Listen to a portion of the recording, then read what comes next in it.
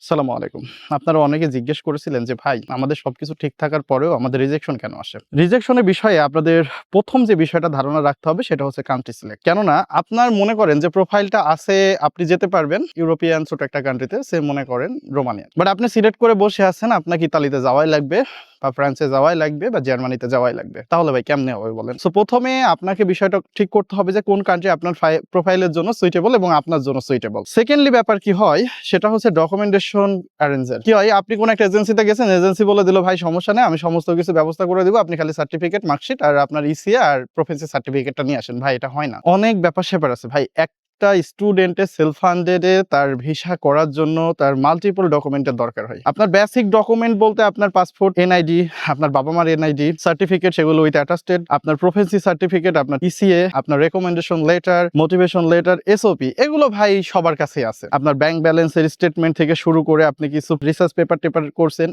এগুলো আপনার অনেক অংশে কাজে লাগে। সো এগুলো সর্বোপরি আপনি ফেক না করে রিয়েল গুলো তৈরি করেন। আর আমরা বাঙালি ভাই, সত্য কথাই আমাদের একটা অভ্যাস আছে, আমরা সবকিছু ফেক করি। আমরা এমন কিছু হয় যে ইসিএটা আমরা কি করি, কম্পিউটার কোর্সের একটা ইসিএ দিয়ে দিই, মানে কম্পিউটার থেকে নামাই। এগুলো ভাই ঠিক না। তার পরবর্তী যে বিষয়টা হচ্ছে আমরা এজেন্সিকে বিশ্বাস করি নিজের থেকেও বেশি।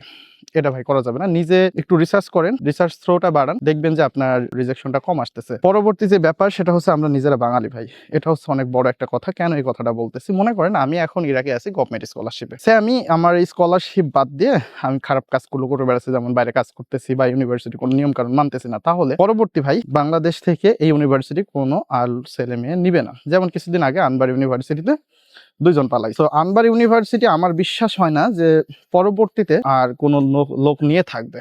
সো এই বিষয়টা অবশ্যই বুঝতে হবে এবং মাথায় রাখতে হবে। তার পরবর্তী যে বিষয়টা আসে সেটা হচ্ছে টাইম না বোঝা। সে আপনার অ্যাপ্লিকেশনে আর বাকি আছে ১৫ দিন। আপনারা কি করছেন, এতদিন প্রোফাইল গুছাতে লেট হয়ে গেছে, লাস্টের দিকে অ্যাপ্লিকেশন করলেন। ভাই এগুলো ঠিক না। যত দ্রুত পারবেন আগে অ্যাপ্লিকেশন করবেন। আর লাস্টের বিষয় হচ্ছে আপনারা যতটুকু না টেনশন করেন আপনার প্রোফাইল নিয়ে, তার থেকে কম খাটেন। তো আমার মনে হয় একটু প্রোফেন্সির দিকে নজর দেন। আইএলটিএস এর বা টোফেল বা পিটি এর দিকে একটু নজর দেন। এগুলো আপনাকে অনেকাংশে হেল্প করবে। আর সর্বোপরি লাস্ট যে কারণটা আপনার রিজেকশনের কারণ সেটা হচ্ছে ভাইবা। আমরা ডকুমেন্টের দিকে এতই নজর দিই, লাস্টে নিজেকে প্রিপেয়ার করার মতো সময় আমাদের হাতে থাকে না। সেই সার্বিক দিকগুলো মাথায় রেখে আপনাদের কোন একটা কান্ট্রিতে ভিসা করার জন্য ট্রাই করা উচিত। আর মহান আল্লাহ তাআলার কাছে দোয়া রাখেন, আল্লাহ যেন ভিসাটা করায় দেয়।